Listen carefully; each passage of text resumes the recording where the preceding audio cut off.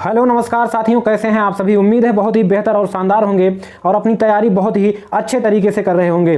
तो साथियों, जो सीटेट का एग्जाम होता है उसमें साथियों आपकी शिक्षण विधि पेडागोजी जो होती है साथियों 50 से 55% तक पूछी जाती है। तो बहुत ही ज़्यादा क्वेश्चन यहाँ से बनते हैं, इसलिए आपको यहाँ पर ज़्यादा मेहनत करने की ज़रूरत होती है। तो साथियों, हिंदी पेडागोजी की सीरीज मैं अपने चैनल पर लेकर आया हूँ। ठीक है, तो साथियों ये आपका सेट नंबर 4 है। इसके पहले की वीडियोज आप पा सकते हैं, प्लेलिस्ट मैंने बना दिया है, अथवा आप डिस्क्रिप्शन में जाकर लिंक भी उसका पा सकते हैं। तो साथियों चलिए आज की वीडियो का पहला प्रश्न देखते हैं। साथियों एक भी प्रश्न मिस मत करिएगा, क्योंकि मैं यहाँ पर आपको साथियों टिप्स भी बताते रहता हूँ कि किस प्रश्न का उत्तर कैसे लगाना है, और इसके अलावा साथियों कुछ ट्रिक्स भी बताते रहता हूँ कि बेस्ट से बेस्ट ऑप्शन कैसे चुनना है। क्योंकि साथियों जो शिक्षण विधि होती है उसमें साथियों आपका ऑप्शन चुनने का जो सबसे अच्छा तरीका होता है यहाँ पर आपको मिलने वाला है, क्योंकि अगर आप ऑप्शन चुनना जान गए तो ही आपके साथियों यहाँ पर उत्तर सही होते हैं। तो साथियों चलिए शुरू करते हैं। पहला प्रश्न है आपका, प्राथमिक स्तर पर कौन सी गतिविधि बच्चों की मौखिक अभिव्यक्ति के विकास में सबसे कम प्रभावी है। क्या सबसे कम प्रभावी की बात कर रहा है, यानी कि हमको सबसे बेस्ट ऑप्शन चुनना होगा जो बच्चे की मौखिक अभिव्यक्ति, यानी कि बच्चा बोलता क्या है, ठीक है, अपनी मन के भावों को प्रकट कैसे करता है एक टीचर के सामने, एक क्लास में, एक समाज में, ठीक है, उसको साथियों उसके उस विकास को जो वो बोलता है उसके उस विकास को सबसे कम प्रभावी कौन करता है। तो चलिए पहला ऑप्शन देखते हैं। बिना चारों ऑप्शन पढ़े साथियों कभी भी शिक्षण विधि में पेडागोजी में आप उत्तर नहीं मारेंगे। बार बार बता रहा हूं, अगर आप ऐसी गलती करेंगे तो साथियों आप जो है बहुत ही कम मार्क्स नंबर लाएंगे। ठीक है, क्योंकि साथियों आपको चारों ऑप्शन बिल्कुल सही दिखाई देंगे, ठीक है, लेकिन उन चारों में से हमको बेस्ट चुनना होता है। इसलिए मैं बार बार बताता रहता हूं कि बिना चारों ऑप्शन पढ़े आप टिक नहीं करेंगे, क्योंकि अगर आप पहला ऑप्शन पढ़ेंगे तब भी आपको सही लगेगा, दूसरा पढ़ेंगे तो भी आपको सही लगेगा। ठीक है, जब तक आप चारों ऑप्शन नहीं पढ़ेंगे तब तक आप बेस्ट ऑप्शन नहीं चूज कर पाएंगे। तो पहला है घटना वर्णन करना। ठीक है, जब कोई घटना, मान लीजिए कोई एक्सीडेंट हो गया है और बच्चा वहां पर मौजूद था और आपने क्लास में उस घटना के बारे में उससे पूछा, तो बच्चा अपने शब्दों में बताने की कोशिश करेगा, तो यहां पर उसकी जो अभिव्यक्ति का विकास अच्छे तरीके से होगा। और यहां सबसे कम प्रभावी पूछा है, तो यानी कि पहला ऑप्शन तो नहीं होगा। कहानी को शब्द से दोहराना, ठीक है, कहानी को शब्द से दोहराना, ये ऑप्शन आपका सही हो सकता है 90%। अभी इसको हम अलग रखेंगे। चलिए अगला ऑप्शन पढ़ते हैं। कहानी को अपनी भाषा में कहना। बच्चा जब अपनी भाषा में किसी कहानी को बताएगा तो नए नए शब्दों का निर्माण करेगा, आता है उसकी जो मौखिक अभिव्यक्ति है यहाँ पर अच्छी होगी, विकास उसका अच्छा होगा। ठीक है, चित्र देखकर कहानी लिखवाना। अब मान लीजिए बच्चों के सामने हमने चित्र रख दिया और उसके माध्यम से उसको कहानी लिखने को बोला, तो उसकी जो मौखिक अभिव्यक्ति होगी अच्छी होगी, उसका विकास अच्छा होगा। यानी कि सबसे जो कम प्रभावी होगा वो आपका ऑप्शन भी होगा। यानी कि अगर हम कहानी को साथियों जैसे का जैसा लिखा हुआ है किताब में वैसे के वैसा दोहराएंगे बच्चों से, तो बच्चे नए शब्दों का विकास नहीं कर पाएंगे, सीख नहीं पाएंगे। ठीक है, तो इस हिसाब से हमारा ऑप्शन भी सही होगा। इसी तरह से आपको प्रश्नों को छांटना है। चलिए साथियों दूसरा प्रश्न देखते हैं, आपकी स्क्रीन पर है। मुहावरे और लोकोक्तियां का प्रयोग के संदर्भ में कौन सा कथन उचित है। ठीक है, तो चलिए देखते हैं। पहला ऑप्शन, यह भाषा का अनिवार्य हिस्सा है। नहीं साथियों, जरूरी नहीं है कि जो है सभी जगह लोकोक्तियां और मुहावरे का प्रयोग हम करें। ठीक है, यह भाषा प्रयोग को प्रभावी बनाते हैं, ये ऑप्शन आपका सही लग रहा है, अभी हम इसको रखेंगे। तीसरा है ऑप्शन आपका, यह भाषा को नियंत्रित करते हैं। ठीक है, नहीं साथियों, क्या अगर हम किसी भाषा में, किसी कहानी में या कहीं भी कोई बात कह रहे हैं उसमें मुहावरे और लोकोक्तियों का प्रयोग करते हैं तो क्या भाषा नियंत्रित हो जाती है? नहीं नियंत्रित होती। ठीक है, इसके बाद अगला ऑप्शन है, भाषा का अलंकरण इनका कार्य है। ठीक है, भाषा का अलंकरण तो इनका कार्य है ही, लेकिन इसके साथ साथ ही साथियों भाषा को प्रभावी बनाते हैं साथियों, और अच्छे से भाषा को समझाने का प्रयास करते हैं। तो इसलिए सबसे बेस्ट ऑप्शन आपका ऑप्शन भी होगा, यह भाषा प्रयोग को प्रभावी बनाते हैं, क्या, लोकोक्तियां और मुहावरे। ठीक है, चलिए साथियों अगले प्रश्न की तरफ बढ़ते हैं। अगला हमारा प्रश्न है प्रश्न नंबर 3। ठीक है, नीता ने सभी बच्चों को एक अनुच्छेद दिया जिसमें प्रत्येक 5वीं शब्द की जगह रिक्त स्थान था। ठीक है, जिसे बच्चों को भरना था, नीता ने किसका प्रयोग किया। ठीक है, जब आप साथियों कक्षा 3, 4, 5 में रहे होंगे तो साथियों कभी कभी आप अपनी पुस्तक में देखते थे रिक्त स्थान भरो वाला क्वेश्चन आता था। वही चीज यहां पर पूछ रहा है साथियों कि साथियों जो शिक्षिका नीता है उसने अपने दिमाग से किसका प्रयोग किया है। ठीक है, तो पढ़ने की यहाँ की प्रशिक्षण की बात आ नहीं रही है, परीक्षण की, और लेखन परीक्षण की भी बात नहीं आ रही है, तो और व्याकरण, इससे कोई मतलब नहीं। जो साथियों इसका उत्तर आपका होगा क्लोज परीक्षण। ठीक है, रिक्त स्थान भरने में साथियों आपको क्या परीक्षण किया जा रहा है? क्लोज परीक्षण, यानी कि शब्दों का क्लोज रिलेशन क्या है, क्लोज परीक्षण क्या है, वो बच्चा क्या समझ पा रहा है, सीख पा रहा है, ठीक है, यानी कि सही रिक्त स्थान भर पा रहा है कि नहीं, ये सब चीजें यहां पर आती हैं क्लोज परीक्षण में। ठीक है, बच्चों के सोचने की क्षमता विकसित होती है, तो क्लोज परीक्षण आपका उत्तर हो जाएगा। ठीक है, चलिए अगला प्रश्न देखते हैं। बच्चों में और की माध्यम से लेखन कौशल का विकास किया जा सकता है, यानी कि बच्चों में किसके माध्यम से लेखन कौशल का विकास किया जा सकता है। तो यहां पर साथियों जो चित्रांकन लिपि चिन्ह, बच्चों को साथियों लिपि चिन्हों के बारे में नहीं मालूम होता है, तो इसलिए छोटे बच्चों को यहां पर आपका ऑप्शन बी गलत हो जाएगा। ठीक है, और इसके बाद पुनः लिपि चिन्ह आ गए, और जहां जहां पर लिपि चिन्ह है वो ऑप्शन कट जाएंगे, बचा आपका साथियों ऑप्शन ए, क्योंकि लिपि चिन्ह जो है साथियों वो साथियों बच्चों को पूरा नहीं मालूम होता है। जब बच्चे छोटे होते हैं तो उनके लेखन कौशल का विकास साथियों लिपि चिन्हों के प्रयोग से नहीं होगा, इसलिए सभी ऑप्शन में लिपि चिन्ह है तो हम काट देंगे। इसको आप ध्यान में रखे रहिएगा, आपके परीक्षा में भी ऐसा प्रश्न आएगा। तो इसलिए जो आपका रेखांकन है और चित्रांकन है, यानी कि रेखांकन और चित्रांकन के माध्यम से बच्चे के लेखन कौशल का विकास अच्छे से किया जा सकता है। अगला प्रश्न देखते हैं साथियों, सुनीता अवसर, यानी कि जो ये साथियों ये वाला सा है, इसको साथियों हम आम बोलचाल की भाषा में बड़ा सा बोलते हैं, लेकिन साथियों सही ये क्या है, तालब सा है। क्या, तालब सा। और इसके बाद जो ये है इसको हम बोलते हैं साथियों छोटा सा, इसको साथियों सही बोलें तो ये है आपकी दंती सा। ठीक है, तो चलिए देखते हैं क्वेश्चन। सुनीता अवसर बड़ा सा को छोटा सा बोलती है। ठीक है, यानी कि अवसर में जो बड़ा सा है उसको आपका छोटा सा बोलती है। सुनीता की भाषा शिक्षिका के रूप में आप इस स्थिति के बारे में क्या कहेंगे।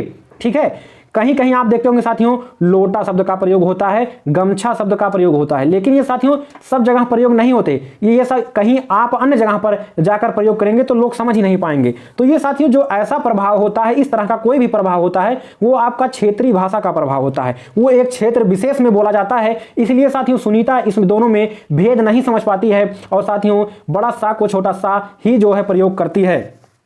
ठीक है, तो आपका ऑप्शन बी बिल्कुल सही जवाब हो जाएगा। उसके भाषा में कोई त्रुटि नहीं है। ठीक है, भाषा के ज्ञान का अभाव नहीं है, और ना तो लापरवाही है। ठीक है, तो ऑप्शन आपका बेस्ट होगा, ऑप्शन बी क्षेत्रीय भाषा का प्रभाव है। चलिए अगला प्रश्न देखते हैं। निम्नलिखित में से कौन सा प्रश्न बच्चों की भाषा क्षमता के विकास में सर्वाधिक सहायक है। ठीक है, डाल का उपयोग करते हुए वाक्य बनाओ। ठीक है, तो यानी कि सबसे बेस्ट ऑप्शन हमको चुनना है, उनकी भाषा क्षमता के विकास में सर्वाधिक सहायक की बात कर रहा है। ठीक है, तो डाल का उपयोग करते हुए वाक्य बनाओ, तो एक वाक्य बना देगा बच्चा, इसके अलावा अन्य शब्दों के बारे में नहीं सोचेगा, यानी कि ये अभी बेस्ट ऑप्शन नहीं लग रहा है। दूसरा ऑप्शन पढ़ेंगे, तितली कली के पास कब गई होगी और क्यों आ गया, यानी कि यहां पर आपको कुछ अपने दिमाग से सोचकर लिखना होगा नए शब्दों का प्रयोग करके। तो ये ऑप्शन आपका सही लग रहा है, इसको अभी रखेंगे साइड में। तीसरा ऑप्शन पढ़ेंगे, तितली और कली ने क्या खेला। क्या खेला, कोई खेल खेला, कुछ भी खेला, एक शब्द में उत्तर निकल जाएगा, यानी कि दिमाग का प्रयोग, नए शब्दों का प्रयोग बच्चा नहीं करेगा, तो ये भी ऑप्शन आपका नहीं होगा। तुम्हारी मनपसंद किताब कौन सी है, मान लीजिए आपने रामायण बता दिया, गीता बता दिया, कुछ भी बता दिया, ठीक है, या कोई कहानी बता दिया, तो यहां पर आप एक ही शब्द का प्रयोग कर रहे हैं, यानी कि सबसे बेस्ट ऑप्शन आपका ऑप्शन बी होगा, क्योंकि यहां पर तितली कली के पास कब गई, ये तो क्वेश्चन बन ही रहा, साथ में क्यों आ गया, क्यों तितली जो है कली के पास गई, यानी कि यहां पर आप उसका कारण भी बच्चा लिखेगा, और जब बच्चा कारण लिखेगा तो नए शब्दों का प्रयोग करेगा, नए शब्द सोचेगा, यानी कि उसकी जो भाषा क्षमता है वो साथियों विकसित होगी, यानी कि ऑप्शन बी आपका सर्वाधिक अच्छा होगा। चलिए अगला प्रश्न देखते हैं। सामाजिक अंतर क्रिया की अवधारणा किससे संबंधित है। तो सामाजिक सांस्कृतिक विकास का सिद्धांत किसने दिया था, वाइगोस्की ने दिया था, और जहां पर आपका साथियों सामाजिकता की बात आएगी वहां पर आप ऑप्शन वाइगोस्की मानेंगे अगर ऑप्शन में आपके है। ठीक है, तो वाइगोस्की आपका सही उत्तर हो जाएगा। अगला हमारा प्रश्न है, स्किनर ने भाषा, ये स्पिनर नहीं साथियों स्किनर है, स्किनर एक मनोवैज्ञानिक थे, स्किनर ने भाषा सीखने की प्रक्रिया में सर्वाधिक बल दिया है। तो जो साथियों स्किनर थे उन्होंने भाषा सीखने में सबसे ज्यादा जो सर्वाधिक बल दिया है वो अनुकरण पर दिया है, यानी कि स्किनर का साफ साफ कहना था कि बच्चा जब छोटा होता है अपने घर वालों से साथियों अनुकरण करके, यानी कि उसके मम्मी पापा क्या बोल रहे हैं, भाई बहन आस पड़ोस के लोग क्या बोल रहे हैं, उन शब्दों पर विचार करता है, सोचता है, समझता है, और धीरे धीरे उन शब्दों का अनुकरण करता है, और जो है उसका भाषा विकास इसी तरह से होता रहता है। तो आपका सबसे अच्छा ऑप्शन होगा ऑप्शन बी। ठीक है, चलिए अगला प्रश्न देखते हैं। तो उम्मीद है आपको साथियों अच्छे से समझ में आ रहा होगा। अगर कोई आपका क्वेश्चन है, कुछ आपको समझ में नहीं आ रहा है, किसी टॉपिक विशेष पर आपको वीडियो चाहिए, तो नीचे कमेंट करना ना भूलिएगा साथियों। चलिए अगला प्रश्न देखते हैं। बच्चों की भाषाई क्षमताओं के आकलन के लिए सर्वाधिक सहायक है। तो बच्चों की भाषा क्षमता का आकलन अगर आप करना चाहते हैं एक शिक्षक के रूप में या एक सुगमकर्ता के रूप में, तो सर्वाधिक सहायक क्या होगा? चलिए पहला ऑप्शन देखते हैं, बच्चों की परस्पर अनौपचारिक बातचीत। ठीक है, यानी कि बच्चे जो आपस में अनौपचारिक बातचीत करेंगे। ठीक है, बच्चों की कक्षा में औपचारिक बातचीत। औपचारिक बातचीत साथियों उसको कहते हैं जहां पर साथियों नियम कानून रेगुलेशन की बात आए। ठीक है, तो अगर साथियों हम कक्षा में होंगे और हमारे सामने कोई बड़ा होगा तो बच्चे डरेंगे। ठीक है, आप जब बच्चे होंगे तो कोई जब आपके सामने बड़ा आ जाता होगा तो आप उस तरह से खुलकर बातें नहीं कर पाते रहे होंगे अपने बचपन में। तो यहाँ पर औपचारिक बातचीत वही होता है जो साथियों फ्री माइंड से खुलकर ना बातचीत किया जा सके। तो इसलिए ऑप्शन बी आपका गलत हो जाएगा। पहला ऑप्शन सही लग रहा है, उसको अभी साइड में रखेंगे। बच्चों और शिक्षक की परस्पर औपचारिक बातचीत बिल्कुल नहीं, इससे आप आकलन नहीं लगा पाएंगे कि बच्चे की भाषा क्षमता कैसी है, क्योंकि जब बच्चा शिक्षक के सामने होगा, एक दूसरे से बात करेंगे तो बच्चा खुलकर नहीं बोल पाएगा, क्योंकि बच्चे छोटे होते हैं, कभी कभी डरने लगते हैं। अगला हमारा ऑप्शन है बच्चों का शिक्षक द्वारा प्रदत्त अभ्यास कार्य करना।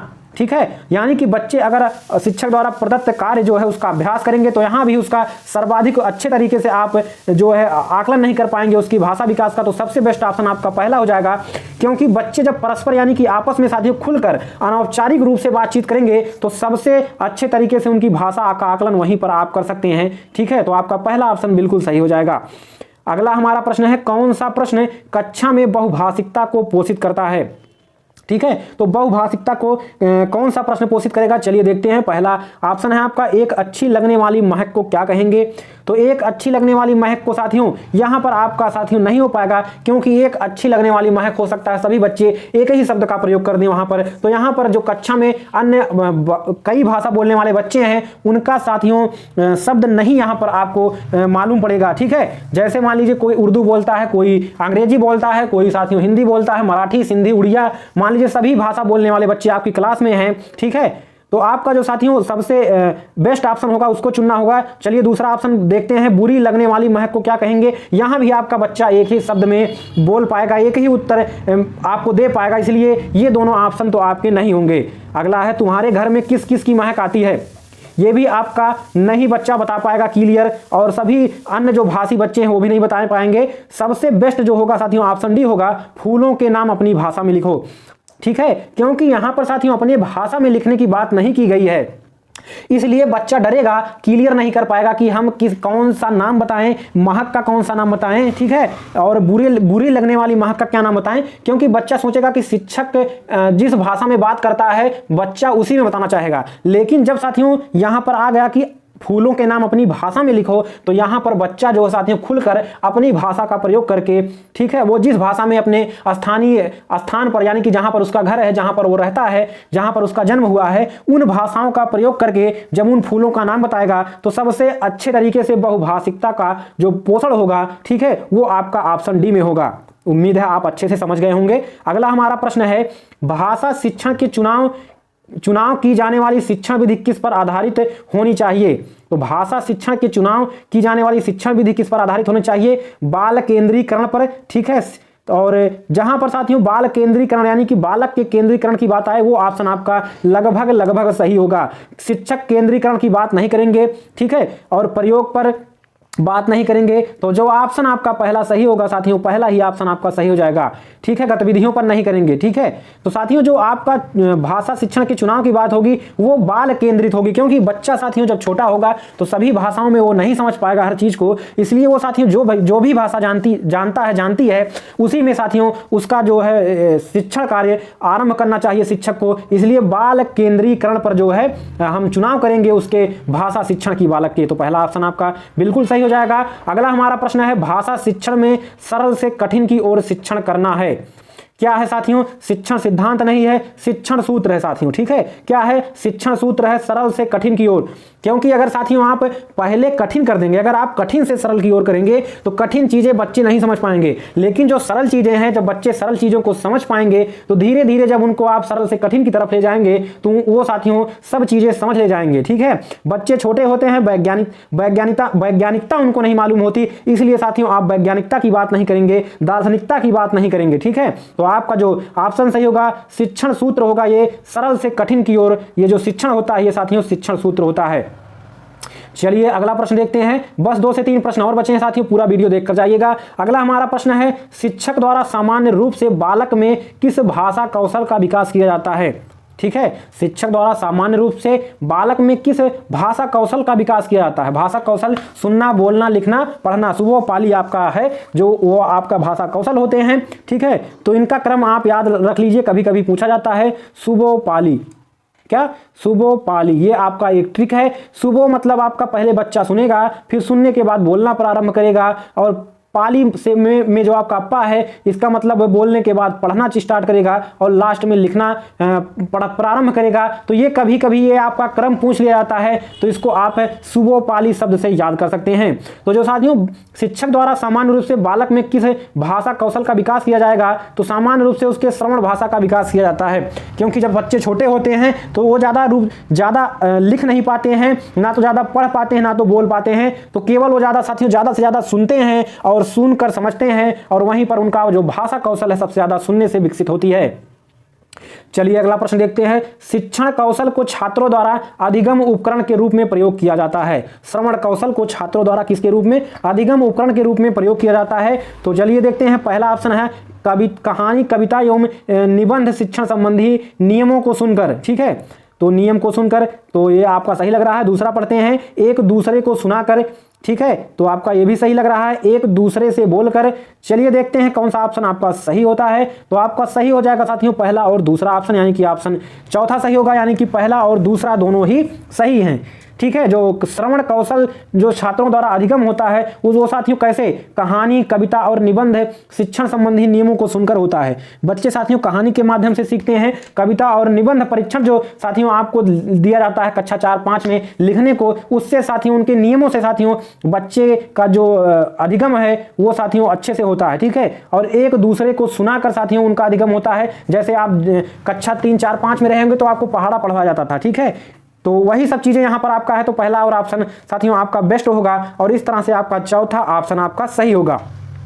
ठीक है, तो अगर हम एक दूसरे से बोलकर चुनते, अगर मान लीजिए ये ऑप्शन हम चुन लेते, तो हमारा पहला और दूसरा ऑप्शन छूट जाता, और पहला और दूसरा ऑप्शन साथियों सबसे बेस्ट है। तो पहला और दूसरा ऑप्शन यहां पर दिया गया है, यानी कि पहला और दूसरा दोनों, इसलिए हम तीसरे को छोड़ देंगे और सबसे बेस्ट ऑप्शन आपका चुनेंगे, पहला और दूसरा दोनों। ठीक है, चलिए अंतिम और लास्ट प्रश्न देखते हैं। भाषा के अन्य विषयों से संबंधित कार्य है। तो भाषा के अन्य विषयों से संबंधित कार्य क्या है? पहला ऑप्शन है अन्य विषयों के शिक्षण का माध्यम। ठीक है, तो भाषा जो होती है अन्य विषयों से संबंधित उसका क्या कार्य होती है? ठीक है, तो जैसे आपका हो गया, मान लीजिए आप हिंदी भाषा में पढ़ते हैं और आपको विज्ञान पढ़ना है, तो आप विज्ञान किस भाषा में पढ़ेंगे? हिंदी में ही पढ़ेंगे ना। तो यही चीज यहाँ पर पूछा जा रहा है, जो भाषा होती है उसकी अन्य विषयों से संबंधित क्या कार्य होती है। तो हम जो है अन्य विषयों के शिक्षण का माध्यम बनाते हैं किसको? अपनी भाषा को। जैसे विज्ञान पढ़ना है, गणित को समझना है, कुछ भी करना है, तो हम अपनी भाषा में ही उसको समझते हैं, पढ़ते हैं, लिखते हैं। जैसे हम हिंदी में सब चीजें समझते हैं, पढ़ते हैं, लिखते हैं, चाहे वह गणित हो, हिंदी हो, कोई भी चीज हो, हम उसको हिंदी में ही समझते हैं। दूसरा ऑप्शन है अन्य विषयों के प्रस्तुतिकरण का माध्यम, बिल्कुल सही है। वही चीज जो मैंने आपको बताया कि आप अंग्रेजी पढ़ रहे हैं, इसके अलावा आप विज्ञान पढ़ रहे हैं या कोई कुछ भी पढ़ रहे हैं, तो आप अपना जो माध्यम चुनते हैं वो हिंदी चुनते हैं, इंग्लिश चुनते हैं या उर्दू, जो भी आप भाषा जानते हैं। जैसे ज़्यादा से ज़्यादा लोग अपने देश में हिंदी बोलते हैं, तो वो सब चीज़ें पढ़ने में हिंदी का प्रयोग करते हैं। तो पहला और दूसरा ऑप्शन आपका दोनों सही होगा, इसलिए ऑप्शन तीसरा आपका बिल्कुल सही हो जाएगा कि पहला और दूसरा ऑप्शन जो है भाषा के बारे में बिल्कुल सही है। तो उम्मीद है आपको वीडियो बहुत अच्छा लगा होगा। अगली वीडियो में मुलाकात होगा, तब तक के लिए नमस्कार, जय हिंद, वंदे मातरम।